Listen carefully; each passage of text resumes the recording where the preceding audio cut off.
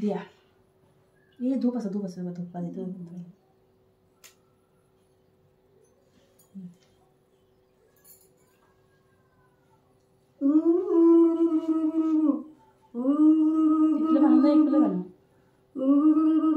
পদিটা উলি দিছিলা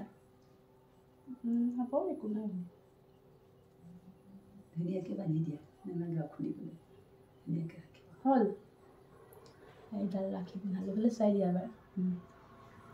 ওপৰটো দেখুৱাই দিয়া ৰাখিডালত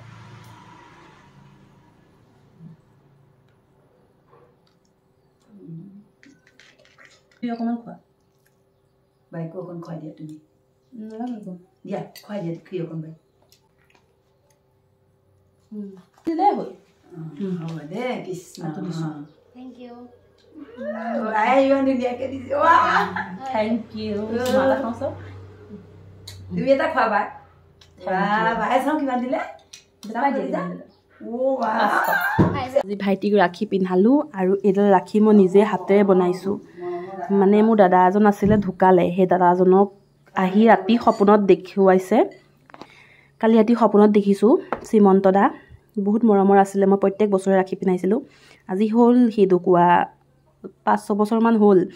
আগতে দেখা নাই আজি দেখিলোঁ কিহৰ কাৰণে পটককৈ দেখিলোঁ সপোনত সি আহিছে ৰাখি বন্ধন বুলি নহয় এনেই আহিছে জাষ্ট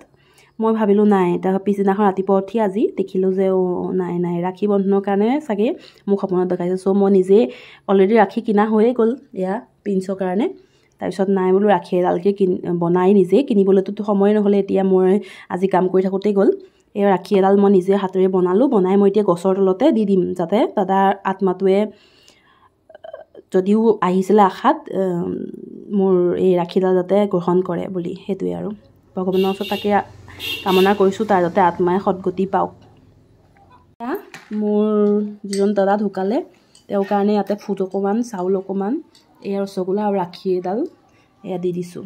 মই গৈ দি থৈ আহিম চ' এয়া দেখিলে মই একদম ধুনীয়াকৈ পাত এখন সজাই ল'লোঁ গছ এজোপা তলতে দিম বুলি ভাবিলোঁ কোনজোপা গছত এয়া গছ এজোপা তলতে মই এয়া দিবলৈ গৈ আছোঁ আমাৰ এয়া মই সেইজোপা ডাঙৰ গছ সেইজোপা তলতে মই এতিয়া দি থৈ যাম এয়া ধুনীয়াও আছে জেগাখিনি দেখিছেনে খালী আছে কৃষ্ণহে চেণ্ডেলযোৰ খুলি লৈছোঁ সিফালে মোক কৈ দিবা পূব চাইডে মোক এই গছজোপাহে দিম মই একো নহয় কৃষ্ণ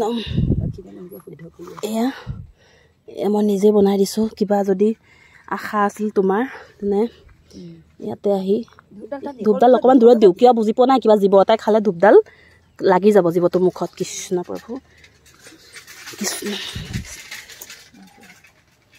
এতিয়া মই পিছলৈ ঘূৰি নাচাওঁ আৰু